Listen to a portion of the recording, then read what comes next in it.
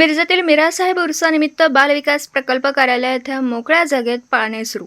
मिरजेतील सुप्रसिद्ध असणारे देवस्थान हजरत मीरासाहेब दर्गा यांचा 649वा उरूस असून या उरुसाला सुरुवात झाली आहे। या ठिकाणी गेल्या 4 ते 5 वर्षांनंतर सांगली जिल्हा परिषदच्या मालकीचे एकात्मिक बालविकास प्रकल्प मिरज या ठिकाणी खुली जागा असून या ठिकाणी पाळणे बसवण्यात आले। आजपासून या पाळण्याला सुरुवात करण्यात आली असून पहिल्या दिवशीच नागरिकांनी मोठी गर्दी केली। तरी उरुसानिमित्त येणाऱ्या भाविकांना आता सोयीस्कर सोय झाल्याने ही जागा भाडेतत्त्वाने घेणारे इजाज इरफान बारगीर हे पाळणे चालवतात। तरी उरुसानिमित्त येणारे सर्व नागरिक यांनी ग्राउंडमध्ये यावं असं आवाहन इजाज बारगीर आणि सद्दाम मुल्ला यांनी आवाहन केलं। N24 मराठी न्यूजसाठी मिरजहून प्रतिनिधी मुस्तफा मुल्ला। नमस्कार, N24 मराठीमध्ये आपलं स्वागत। पाहूयात आजच्या विशेष घडामोडी।